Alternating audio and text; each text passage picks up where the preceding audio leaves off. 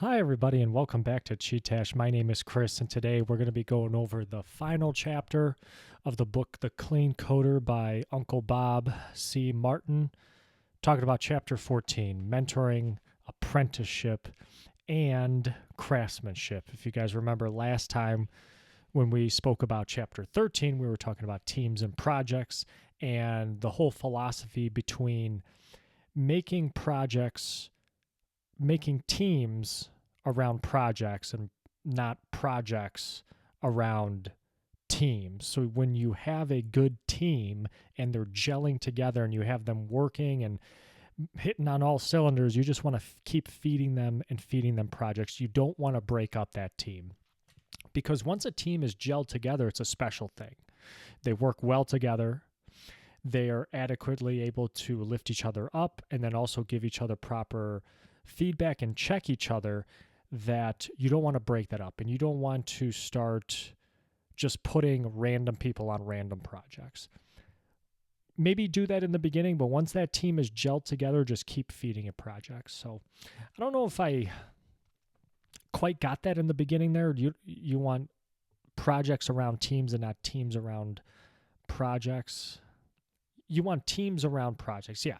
You want projects being given to teams and not teams being given to projects.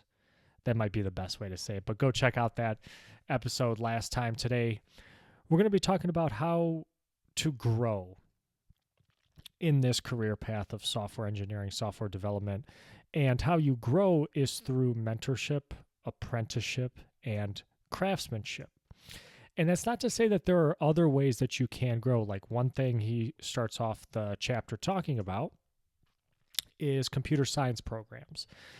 I actually got a chance to interview Uncle Bob, and that's going to be coming out in the next few months. Super excited for you guys to hear that. It was a great conversation with him. Would love to talk to him again. But we talked about this a little bit on his experience with computer science program students, and it tends to be a little disappointing.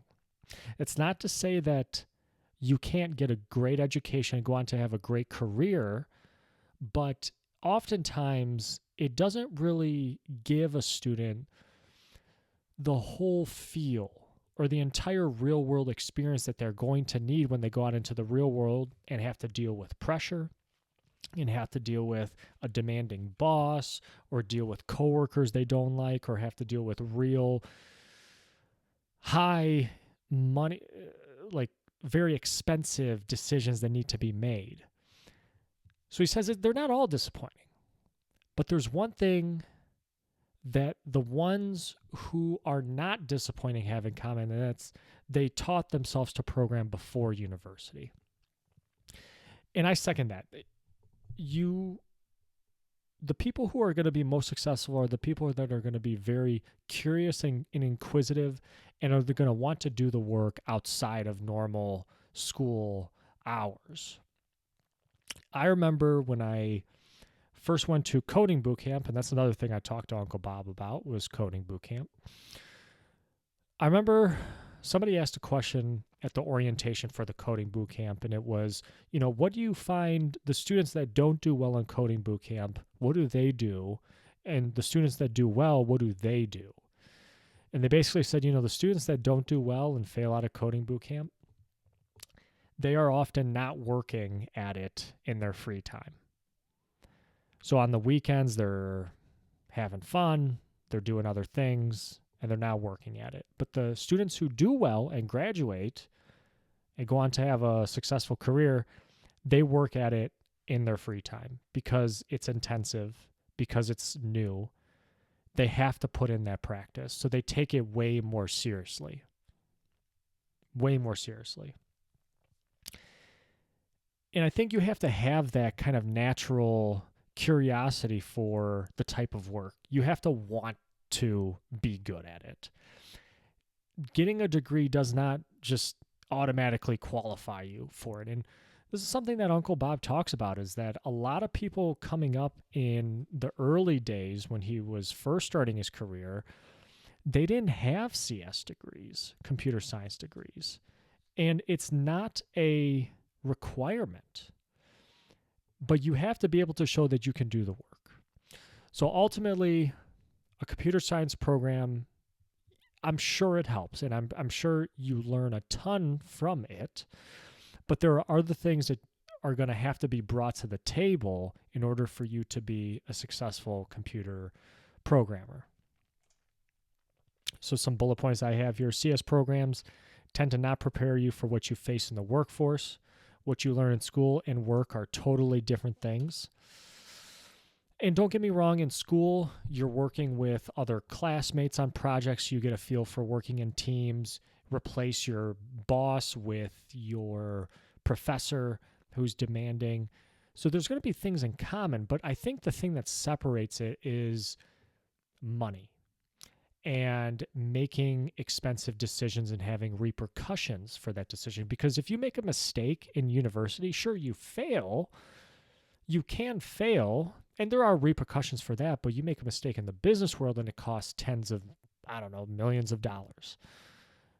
And now the stakes are much higher. So Uncle Bob talks about a story where he's interviewing a CS student. I think he said it was like a master's student, I believe. And they told him, oh, well, I don't really write code. And he was like, what the hell? You don't write code? So he says overall, he's not super impressed just because you have a degree. You have to be able to show that you can do the work. And how you do the work is by failing, picking yourself back up, failing again, picking yourself back up, but also applying changes when you make your failures. So, okay, I can't really do that, so I got to do something differently this time. Okay, that didn't work. I got to do something a little bit different, and then until you get to finally your program's running. It's not that you failed at finding a way to create the light bulb, it's that you found 1,000 ways on how to not make a light bulb. That's what Thomas Edison said. So mentoring, you can learn by trial and error, which is great, but you can also learn by somebody mentoring you. And how do we learn how to program? And like I said, how I learned is just trial and error and having a great teacher at the coding bootcamp. Uncle Bob talks about his first computer. This was a Digicomp 1 that was given to him on his 12th birthday. And it's a device that has flaps. Oh gosh, it's got 3 plastic flip-flops, plastic gates, and then the gates are controlled from inputs.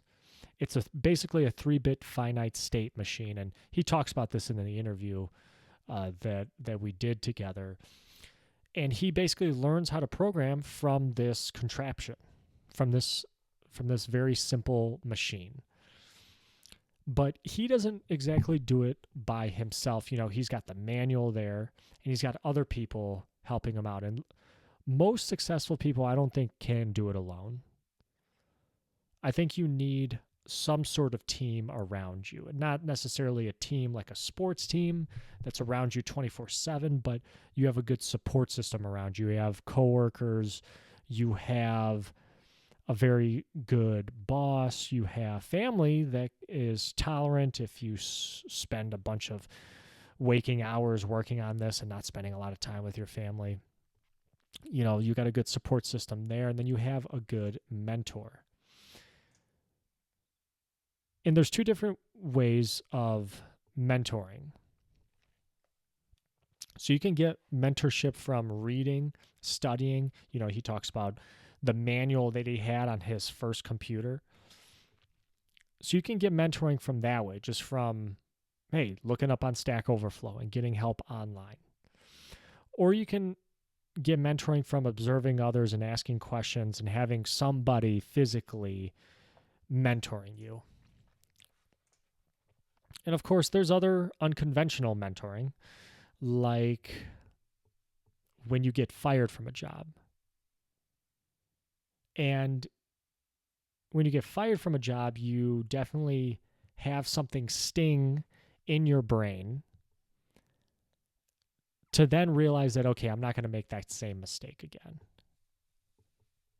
It definitely would have been better to have somebody show you the ins and the outs of the job. And he talks about getting fired from his first job and how he was trying to make corrections once he got negative feedback, but then it was a little bit too late. But then he learned that, okay, I'm not going to make that same mistake again at my next job. So a little bit unconventional. It's always better to learn from somebody else's mistakes if you're going to go that route. You don't want to, learning from your mistakes is great, but if you have somebody who's telling you, oh, don't make the same mistake I did, well, learn from that so that you don't actually make that mistake. And then that's a hard lesson to learn, harder lesson to learn. But, there's mentorship. There's also apprenticeship.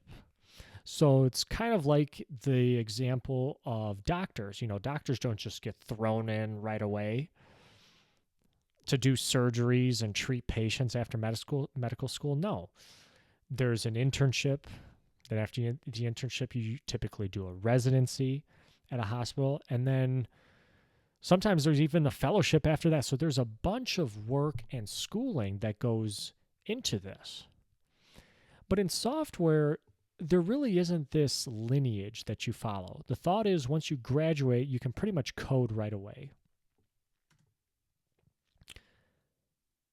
But that's not really the case. You need a reasonable amount of time to undergo training and to have somebody show you the ropes and not just dive right into making complex algorithms or doing an entire feature maybe on your own. Maybe you start off by pairing with some few people on your team for a few months. Then they start to give you low-level tasks, and then you start to take on some of the bigger stories or bugs that are part of the app that you're working on.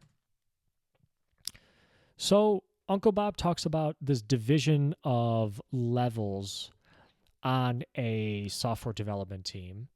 You have people who are masters, who have a lot of experience. They're going to have 10 plus years of experience. They're proficient designers and architects. They have had multiple kinds of projects under their belt, and they can pretty much do it all, including teach and help nurture new developers that come onto your team. Next, you're going to have these journeymen. And journeymen, again, pretty good amount of experience. They're learning to become team leaders. They have about 5 years of experience, and they're knowledgeable in one area. They're very knowledgeable. But when it comes to comprehensive knowledge in multiple areas, maybe they don't have as much experience. So maybe they're really, really good with Java and Spring Boot, but they don't really know much as far as React framework or JavaScript for front-end programming. They don't have much autonomy in the fact that they can't just commit and push code on their own. They still need to get their code reviewed, so their code is reviewed by masters or senior journeymen. Underneath them, you have the apprentices. So this is where we talk about apprenticeship. So an apprentice or intern is a period of time when a new programmer comes on board and they stay in this state, in this position for about a year. They have no autonomy. They don't really have a lot of real-world experience. And what happens with them is that they're supervised by a journeyman. Again, the person who has a little bit more experience. This is where they're going to learn core foundational values, maybe even clean code, maybe some of the concepts that we've been talking about in Uncle Bob's books. And they're going to be able to use that to then slowly but surely make their way up to a journeyman, and then have other people who now they themselves are apprenticing and supervising. So that's kind of the levels within a team that Uncle Bob talks about. But the reality of it is that in most cases, there really isn't any supervision going on. And I've kind of seen this firsthand where you're basically just thrown to the wolves without any real mentorship or any advice given to you or really just working together with you. You're kind of expected to just get it. And then when it comes to promotions as well, people are just getting promoted just because that is what you do. You naturally promote people, but we're not really testing or evaluating people properly on if they should be promoted. And Uncle Bob talks about the missing ingredient here is that we don't really have a lot of elders teaching the new hires. So I feel like we have elders, but at least in my experience, sometimes the elders are so busy and so tied up in meetings and other design sessions and reviewing code that they sometimes don't have a lot of time to teach new hires. So it's very difficult to follow this format of an apprenticeship or mentorship within a project team. You have to work at it. You have to be really, really diligent that, hey, this is what we want to do. You have to really want to nurture and develop your future new programmers on your team. And then lastly, we'll talk about craftsmanship. Uncle Bob has talked about how you need to see yourself as a professional, as a software developer. So by a professional, it means you take great pride in your work and you practice your work, you practice your skill set, because that's what it means to be a craftsman. You have a skill, you have competence, you have experience, you know what to do, you're a professional, you know how to say no, and you work fast, but you don't rush things. And craftsmanship is not a state, it's not a final state, but it's a mindset that you have. It's something that never ends. And it's something that's important for older developers to teach to younger developers and nurture them and instill that mindset in them. So how do you get people to adopt this mindset? You first have to become a craftsman yourself and then let your craftsmanship show.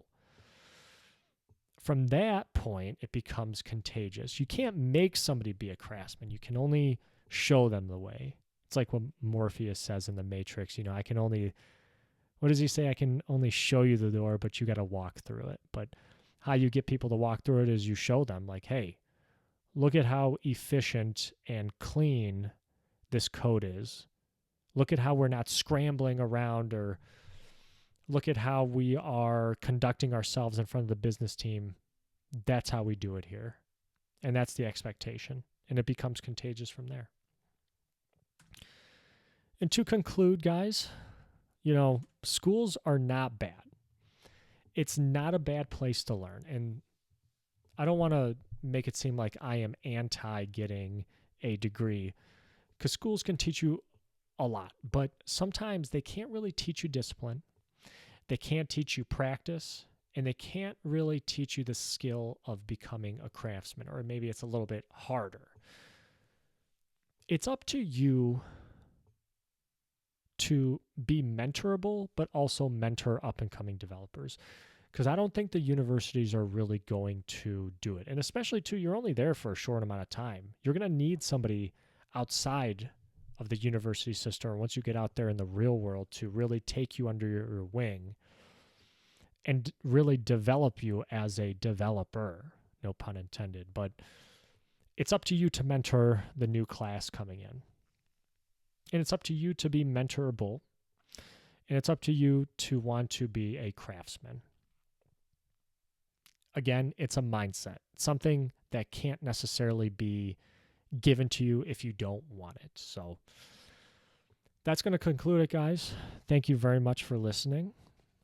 That is going to conclude the Clean Coder. So very excited to start on a new book. I'll probably go to some more eloquent JavaScript videos now, and then we'll start this new book that I had in mind. We're going to do something not software development related, so excited for that. But thank you guys very much. Be on the lookout for more podcast episodes and interviews. Like I said, Uncle Bob, just interviewed him. Great guy, and can't wait for you guys to listen to that interview in a couple months.